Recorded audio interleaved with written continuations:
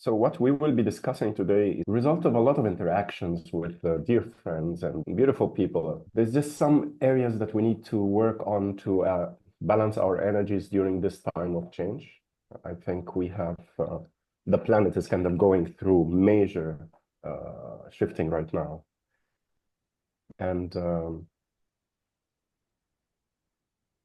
And we need to adapt to that change, otherwise it becomes quite complex and very difficult to adapt to what's happening. There has been ancient cultures that created formulas for us. These formulas are basically recipes to support us during this evolution that's happening.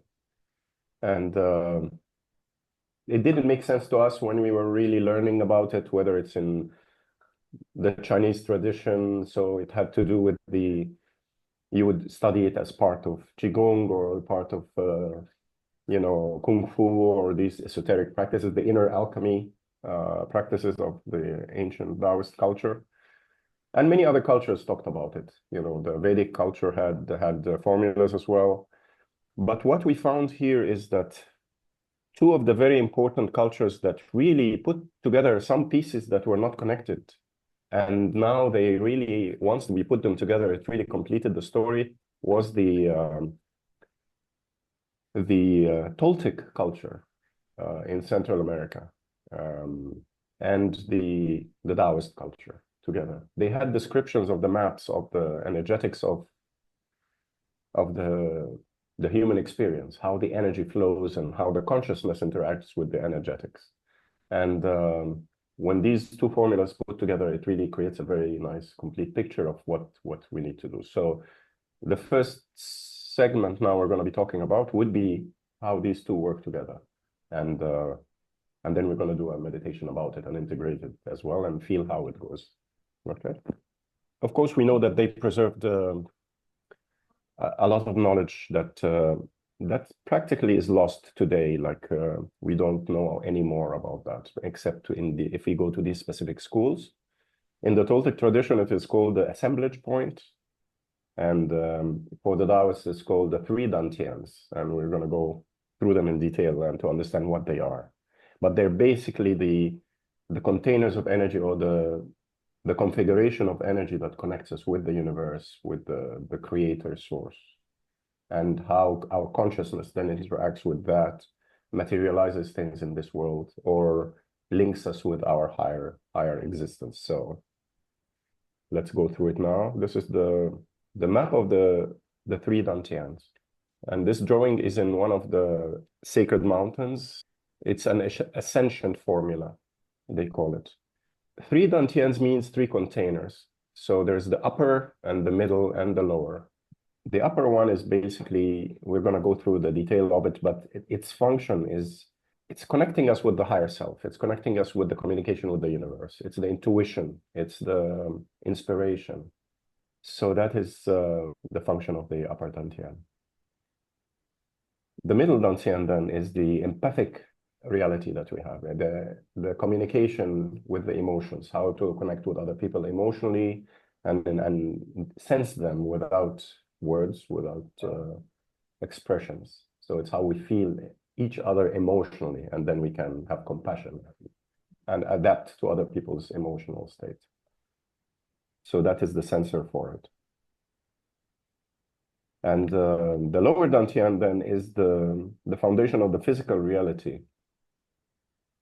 This is the physical, this is the physiology. This is how the senses detect the environment and then change our physiology to adapt to it to survive.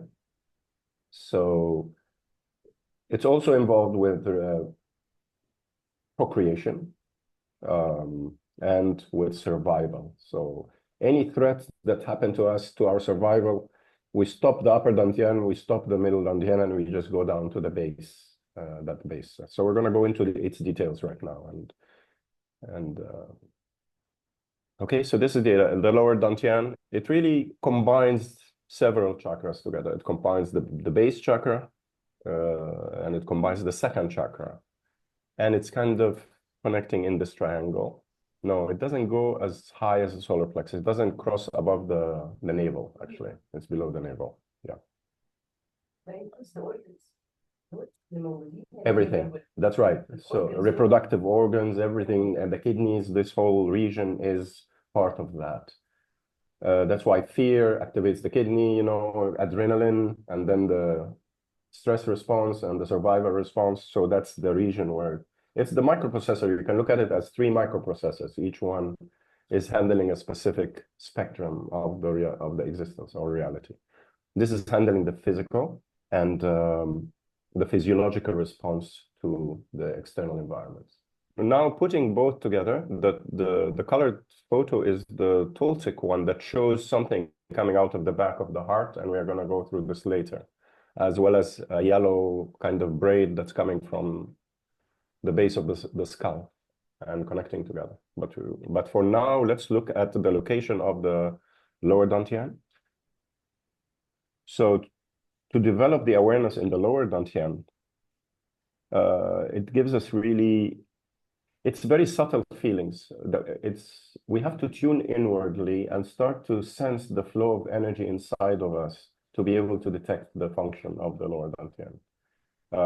Most of the time, people are disconnected from that sense. We really don't feel when we enter into a space and we feel our energy dropped and we don't feel good and we have to get out. Unless we tune to that, we are not going to detect it. And people can just suddenly discover that they have a headache by experiencing something, but they don't know what really was going on and that led to that. So the inward connection physically inside, the inner awareness is what allows us then to connect with the kinesthetic awareness. Now, when we do that, we will be able to detect shifts in our energy. We can heal ourselves then, because we can find out that an environment is not safe or that we ate something that caused our energy to drop. Then we become aware of it and we change it. So this communication between our physiology and us is really the result of the lower dantian. Practices like Qigong, Tai Chi, meditations, they cultivate this awareness because we connect with our physical body and we link inwards. So when we gather the energy in the lower dantian, the sensitivity of the body and to the environment increases. So we become sensitive to the outside environments and how it's impacting us. And then we can make choices to not lose energy and to preserve it. Basically, when it's imbalanced, we're in a state of fight or flight. It's the survival state. We're just always expecting danger, always expecting trouble. We're worried always. It's a survival mode. So that is the part that we don't want to stay too long in it. The survival energy is mostly an imbalance in the lower dantian. Mm-hmm. The lower dantian is being triggered constantly. And it doesn't allow the person then to move up to the heart and experience compassion and empathy, or move higher to the upper and experience intuition and insights. Just plugged into that base animal nature. That is basically the common survival is common between us and the animals. But the compassion and the empathy is the intuition is the upgraded abilities that humans have. Okay, so the middle dantian now. So the middle dantian occupies that region. It's associated with refining the qi now. So the base takes the jing qi, which is the primordial energy that we are born with it. And then that rises up, and when it reaches the heart region or the middle dantian, it's transformed to vital life force. But the qi, the actual physical qi, is created in the heart in this region, and it is really connected with the emotional state. Heart, solar plexus, the back of the heart, which is the wing point, and that's that region. Emotional communication and empathy are felt within the heart and the middle dantian. So emotional communication, not verbal. It's just the feelings and how the other person is, and the empathy is felt through this place. So when we focus on this area, we establish communication with our higher self as well. but the emotional aspect of the higher self communication. Now, if we activate this, we will be able to tell if we have emotional blocks from a situation, or we can heal ourselves if we're going through a difficult time emotionally. Because we are true to ourselves. We actually feel compassion to ourselves. So we know what the situation is, and we can resolve it better this way. So we're in constant communication with our inner feelings, and then we can heal it as well, as opposed to being disconnected from it or suppressing it and just consider that it's not there, and then we don't resolve it. So this center, when it's open, it allows us really to heal ourselves emotionally and achieve the balance. When it's active, it's really it's critical, but we need to also be able to turn it down, because when it's active to overactive, we will be picking up the feelings of everybody in the street, you know, or the disasters on the planet, or what's happening in the wars. And so, I mean, if we really open it without regulation, it can be quite painful as well. There is a dimmer for it. There's a volume control to it. It is a main point of attack, the back of the heart, yeah. This is where the main assemblage point is the back of the heart. So this center point is very important. It's actually connecting both the upper dantian and the middle dantian together, and that is where the assemblage point. And we're going to talk in detail about what that is, but after we finish the three dantians.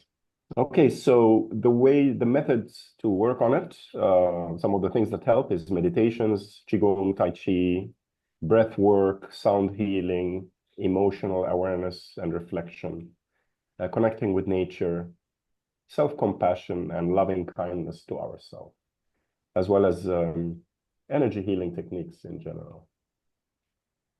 Okay, and then we go to the upper dantian. The upper dantian is referred to as the crystal palace in the Daoist tradition, because it's full of all these incredible glands. It's a whole set of glands there, pituitary, pineal, a whole group of them, and that's where the inner sight happens. So when our eyes are closed and we see things in dreams and things, the inner vision is inside of this triangle. And it's combining the third eye, the crown, and the jade pillow, which is the point, the soft part of the brain, the base of the skull. And that is the second part of the assemblage point. So this region is involved with faith and intuition. Faith is believing in something so deeply and so strongly without necessarily having to have logical reason why. It's beyond the logic. And of course, the intuition is receiving information directly from our higher self. The center of intuitive awareness and the spiritual growth. It's associated with the higher states of consciousness and the strong faith arising from true self and free from logical proof. So when we reach a point when we don't need the logical proof and we believe in something, that opens the communication with the higher self. When it's imbalanced, you see illusions as the truth. Yeah, exactly. We become susceptible to disinformation and mind control and brainwashing and things like that. Because it's inherent in all of us to believe in something greater, but if we don't have the faith in the compass is not pointing in the right direction, then we will just believe in things that could be illusions. And you know. So this is how it connects now with the assemblage point. So the second part of the assemblage point, which comes from the back of the skull, the base of the skull, is the intuitive awareness center, the connection to the higher self. For full and effective communication between the individual and the higher self, there must be certain principles that we follow them in our life. The first one is purity of intention. So we align our actions with the true purpose without hidden motives. So my action is following exactly what I intend to do without any hidden motives behind it. I have to be that clear, that pure in anything I do in life to be able to activate this. This is number one. Number two, no hidden agendas. To act with transparency and honesty with everyone. So we're not going to even mention politics here or diplomacy. I mean, yeah, exactly. This is just a complete opposite of whatever we're experiencing in life right now. But that's why there's no connection at all. They're disconnected from the higher self, and then illusions and propaganda and agendas then take over. The third one is the surrender to the divine will. Trust and align with the higher guidance. So naturally, that is the faith aspect. It's like we surrender to the highest possible source that there's nothing above, the source of everything. And when we do that, then certainly there's so much power in that, because anything else will be below this. And if we follow the purity of intention, the no hidden agendas, and the surrender to the higher will, as opposed to the ego will, this is the important distinction here. If we follow the ego, of course, it's like there's so many egos around, and the bigger ego is the one who's going to win. But when we connect with the higher source, then the divine will, then nothing can beat that. And then the fourth condition is quiet and receptive stillness of mind. Quiet and receptive stillness of the mind. So instead of thinking, and naturally, if we have hidden agendas and other motives, our mind will be so busy with the scenarios that we have to wiggle around to get along around things. But we have just quiet, receptive stillness of the mind and connection with the higher source.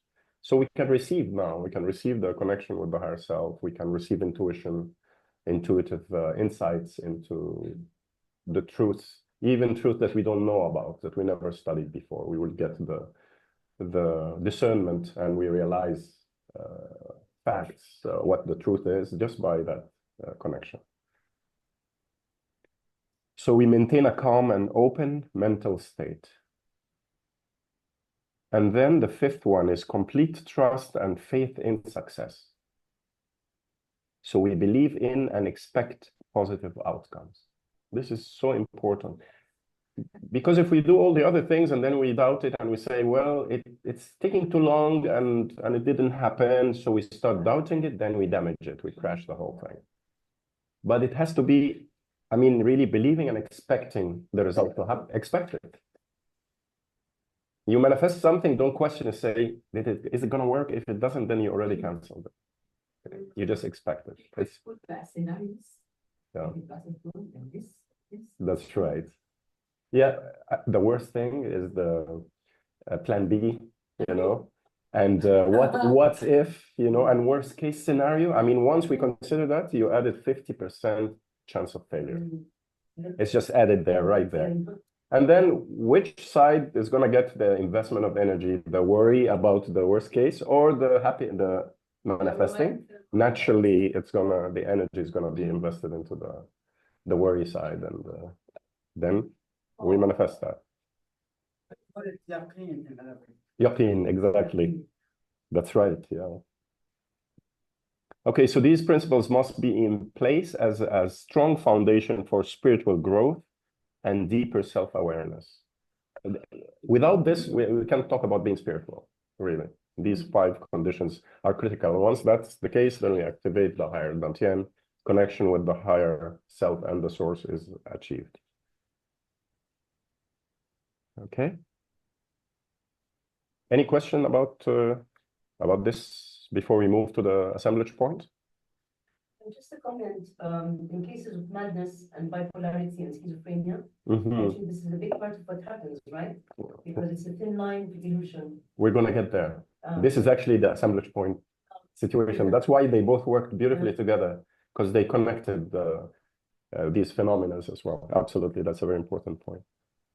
So this is what is referred to as the assemblage point in the Toltec tradition. And now the assemblage point moves through the body from lower Dantian, the navel, as we grow up and develop. When we were a fetus, when we were just forming as a baby in our mother's womb, the whole creation is happening from our navel. So that's where the flow of energy usually, and the connection with the universe is through the navel.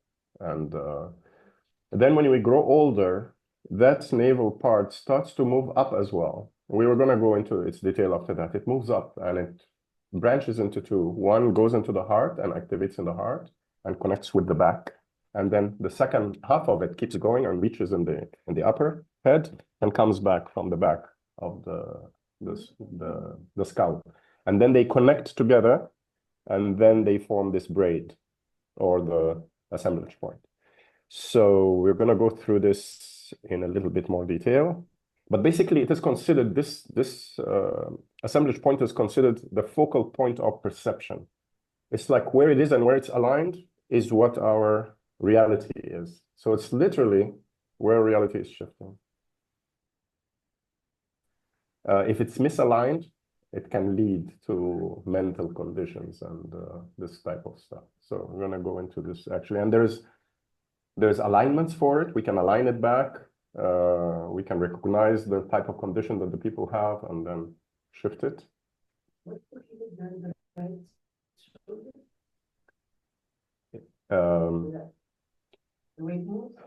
Okay, so it enters through the right side of the chest next to the heart, but on the right side. Just slightly off center to the right and goes from the front in and then exits from the back at that wing point. It's the everything. It's the awareness. It's the connection with the universe and the higher self. It's how we perceive reality. It governs how we perceive reality.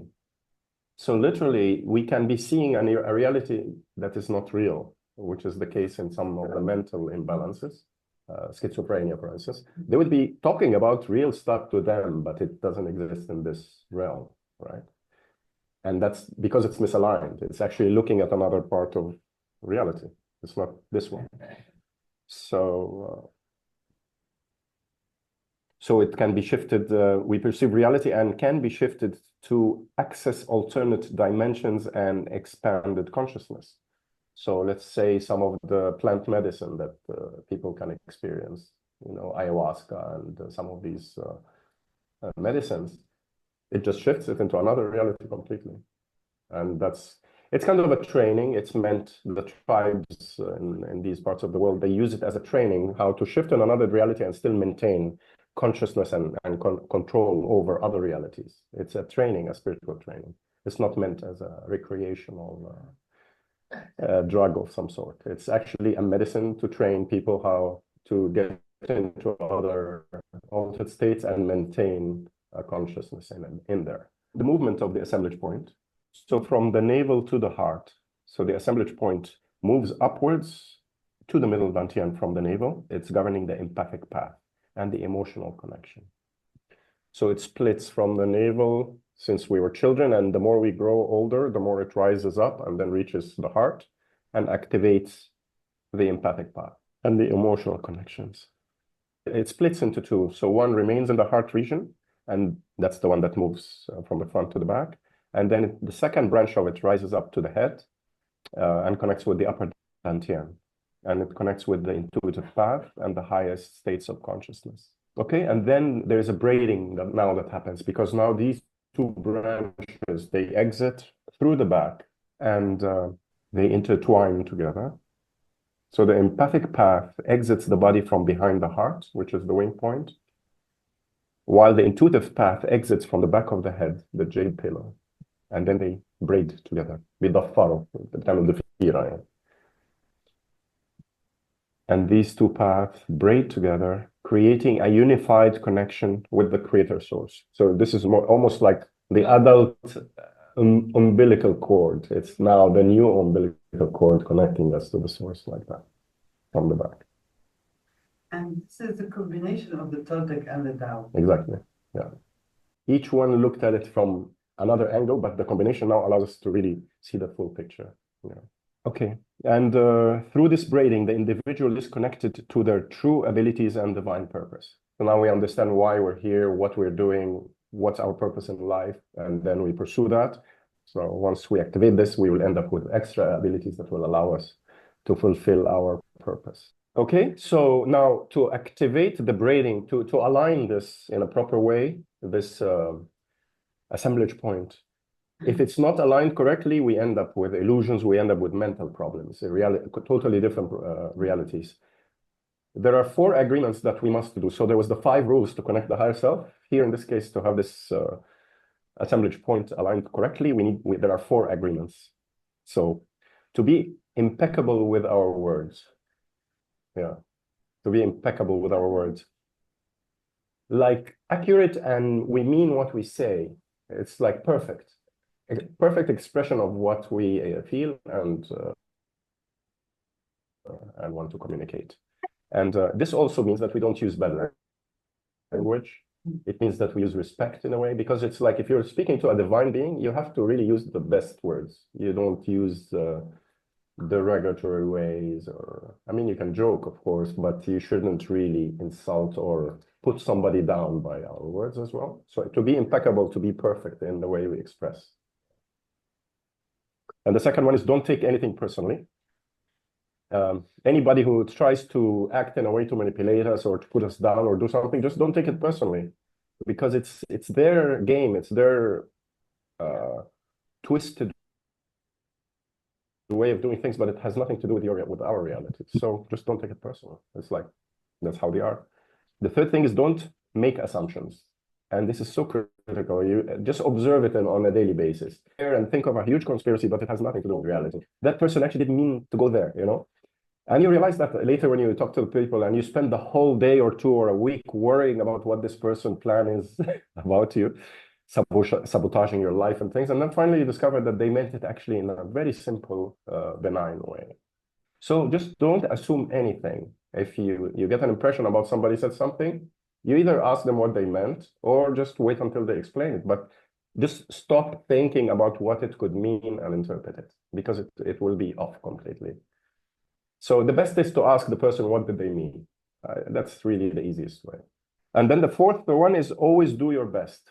So just do the best in everything, and don't make assumptions, and don't take things personally. Just do your best. And don't take it personally. This is their own universe, their own story in their head. It has nothing to do with you. It's their reality that is distorted. It doesn't exist. But if we take it seriously and get upset and invest emotion in it, then we make it exist. We create it. But if we just take it neutral and say, wow, that's a very interesting fantasy you have in your head, but it has nothing to do with me, you already disabled it completely, and it doesn't exist. And then they have to figure out some things. This will attract other things in their life, and we will talk about this later.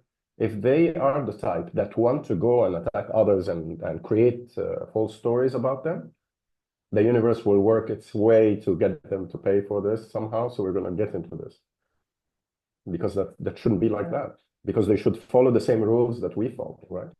Basically, when we follow these 4 agreements, it aligns the assemblage point correctly, so we don't have anxiety, we have mindfulness, we have self-awareness, and positive communication, and we are true to the reality we're living in, and we can observe reality and respond correctly, as opposed to imagine an illusion and then be reacting in this life based on something that's not real, and then it complicates things for us and others. This is how it looks like, the assemblage point. And you can see the vortex. There's 2 vortexes that are interacting with each other, and they go in opposite directions. And that middle path where they meet is where that assemblage point is. It goes through the front and comes to the back. And depending on the tilting, the angle of it, you will have all kinds of psychotic, manic anxiety, hallucinations, delusions, fantasies, apathy, delirium, dementia, coma, all the reality imbalances that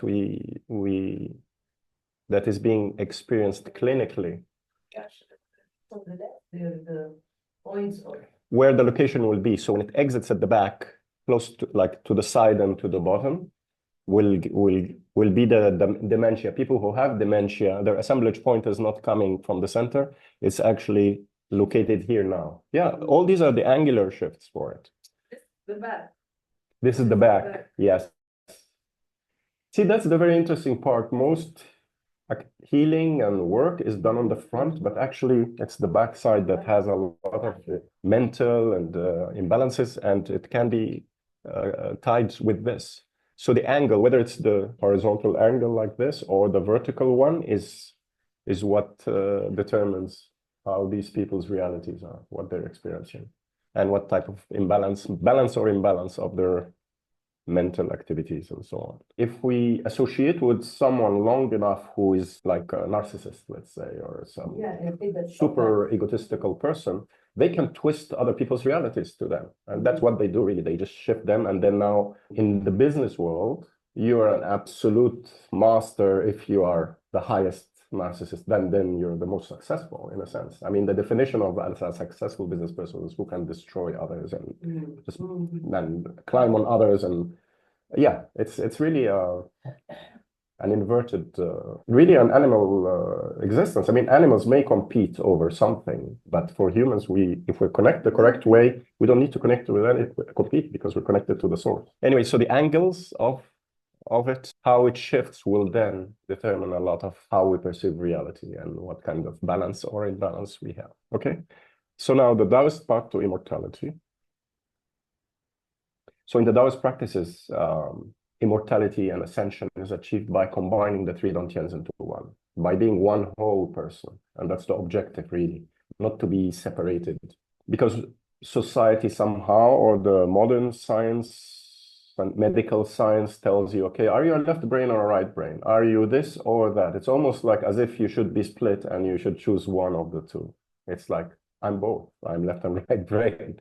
And the same way, am I empathic or intuitive or kinesthetic, physical? It's like, I'm the three, because we have the three. Why should we choose one? And I think this is the model we're moving towards right now. Is we don't have to choose left or right brain. We don't have to choose, are you empathic or intuitive? It's like in school, you know, you select children and then you say, okay, you go to study science. No, you go and study literature, you know, and you split them because you're artistic or you're logical and mathematical, right? It's like, why don't we do both? But that split is happening since childhood as well. It's what conditions led someone to go inwards and to be shy, you know. It's because maybe they got trauma of some sort when they were children, and they got embarrassed in public or something, so that now they stop. We are classifying a symptom of something, and if we fix the cause, then that symptom will go away. But we should not, it's like people saying, hi, I'm diabetic, you know, or hi, I have a high blood pressure. People actually did say things like that in a conversation. They identify themselves with a physical condition, but that's just a symptom of something that can be balanced, right? So this introvert extrovert is a psychological trauma that happened to a child. That he got embarrassed at school, he stood up to say a poem, he made a mistake, the kids laughed at him, right? Or the teacher. Or the opposite, actually, the extrovert wants and seeks external validation too much, that they're unable to connect with themselves. So it's that also is another way. Yeah. Feed off of others. Yeah. All right. So now the three Dantians are connected with the center channel, and so when the Dantians are fully aligned and integrated with the assemblage point, because two of the Dantians are actually the two major points of the assemblage point, and then it exits this way. So when they're fully aligned with the assemblage point, the individual transcends physical limitations and accesses higher consciousness. Now, if we go back to this pattern, this image of the immortality formula, excuse me, from the heart section, this is a zooming into the heart section. It shows a boy standing in above like the galaxy almost. It's like the spiral of the galaxy, but he's standing above that. And then he's looking at the Big Dipper constellation, but from the top. So it's saying that our higher self really is above the stars. It's above the control of astrology and all these biorhythms, all the limitations that exist. So this picture is showing that the normal child or normal people are standing on the ground and feeling that the stars have all kinds of influence on us and we have nothing to do with the zodiac signs, and now it's a bad alignment and we are struggling this way. Humans mostly are raised to believe this way. But in reality, the truth is we are way above any of these influences. Our higher self cannot be impacted by any of this. And we are the masters of this. But this part is very important, is like, where do we see ourselves when we sit and be mindful and meditate? Where are we? Are we on the ground looking up at all the environmental things or the cosmic things that are affecting us, the stars and the zodiac and things? Or are we above that and nothing can control us, or nothing can have an influence on us? And it is a matter of that perspective. In New York, in the Rockefeller Center, they have the statue of Prometheus, and he's flying above the disk of the zodiac, which is basically transcending. You're above any of the influences of the planets and this is our objective. Is not to be, when somebody says, okay, you're a Pisces, this year is going to be lucky, or this is not going to be lucky for you, whatever, that has no meaning. It should not have an effect. Yeah. Anyway, Hmm? it's one step towards it. If we're on the ground, then yes, we need to. In fact, even us being transcended, we need to understand it, because everybody else we're dealing with are subject to it, and we need to understand what's happening with them, why they're in that mood, why they're going through difficulties, and so on. So we cannot ignore it, but we just don't want to be controlled by it. Yeah, we want to rise above it, and that's the objective. But yeah, it has an influence for sure. Yeah, if we're on the ground. So this is the boy standing on the ground and looking up at the constellation, the same constellation. But here you're above, looking down on the constellation, that you're above its influence this way. This is the Three Dantians. Oh. So the top part, it's a map of the body, with the head, the heart, the reproductive, the cycle and how the energy moves. And it's full of symbolism, and it's full of knowledge about how to attain immortality. This is such a deep pattern that there's books written on it. It's just the heart part, yeah. When we integrate the assemblage point with the Three Dantians now, what happens is we integrate the physical, emotional, and spiritual aspects of our being. We integrate them together. We become one whole being as we are meant to be, not on a much higher vibration, on a much higher state of awareness. We cannot be controlled easy. We can fulfill our purpose, and we get the divine support and power that is inherent in us. So we align with the creator source this way. So we achieve enlightenment and we fulfill our purpose. Okay, so the conclusion of this section here is basically when we unify it, we reach this, what is referred to as a spiritual awakening. Immortality, enlightenment, all these terminologies are referring to the state of ascension as well. So they are all that state of integration between our higher self and our physical self becoming one being. Is the connection between the Three Dantians and the assemblage point clear? Does it make sense? Yes. Mm-hmm. I have a question about. Yes, Patrick. So when we're visualizing the alignment of the assemblage point and the Three Dantians, is that more of like an energetic alignment, or should the position of the assemblage point that is behind us change at all?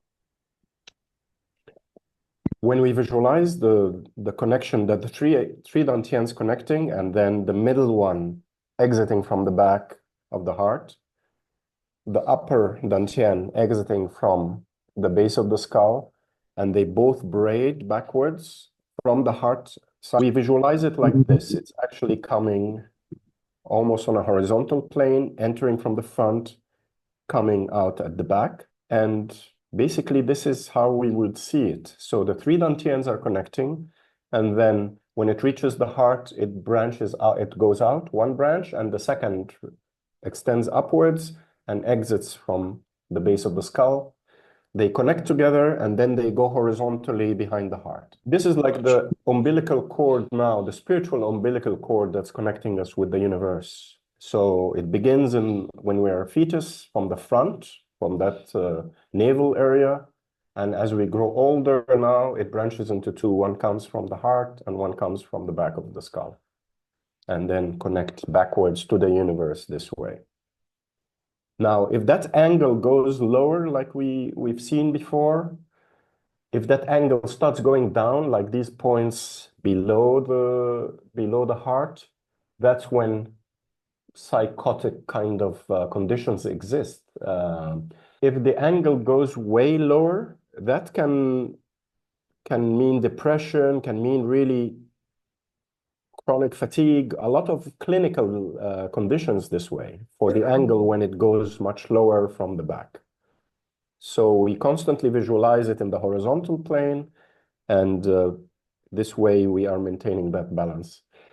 When we build the awareness to this, during our daily life, if we connect with it and feel it, and if we feel its angle going down because we had a rough day or we had a bad exchange with someone, we should visualize it being raised again and getting the horizontal position again so that we balance ourselves. So if we look again into the image there, it is that big, the center dot with a black circle around it. That's where the alignment is. Now, a little deviation in the right side is fine, is normal. It changes based on what we're thinking and whether we're logically looking at something or whether we got intuitive, then we will start shifting slightly. But if the angle changes so much, as in the pink or the black or the yellow, then that's really the orange rather. These are very sharp angles. And then that's when we can experience some imbalances in the way we see things. Hi, Akmal. I have two questions, please. It's Randa. Hi, Randa, sure. First question, so to align the meridians or the Dantians is done through meditation, as we did right now, right? It's done through meditation and through following these, remember the 5 rules to connect the higher self? Yes. Yes. So it's a combination of a lifestyle, the way the integrity of our lifestyle, plus the meditations, then we achieve this connection. Yeah. Okay. And the second question, you mentioned something that I didn't catch about psychedelics and creating divergent reality. So can you repeat that, please? Yes. So the assemblage point, so the middle one, where the green line is horizontal to the ground, right? The middle top. This is where we are seeing the reality that is the daily reality, and we are observing it, we're interacting with it correctly. So the environment around us and our judgment of it and our responses to it are appropriate, right? Now, in conditions where the angle changes so much that it starts to come out from one of these colored circles, which is not horizontal and not parallel to the ground, that angle will give us a completely different reality. So this can happen through traumas and stresses and just having a lifestyle that is imbalancing us on an intuitive and empathic and emotional way.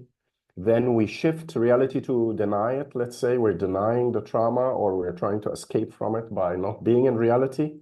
It will angle it in a different way. And then if that continues for a long time, it can start creating a condition, really, whether it's manic or panic and anxiety. Okay, so you mean that psychedelic can cause people not to regulate how they interact with the reality?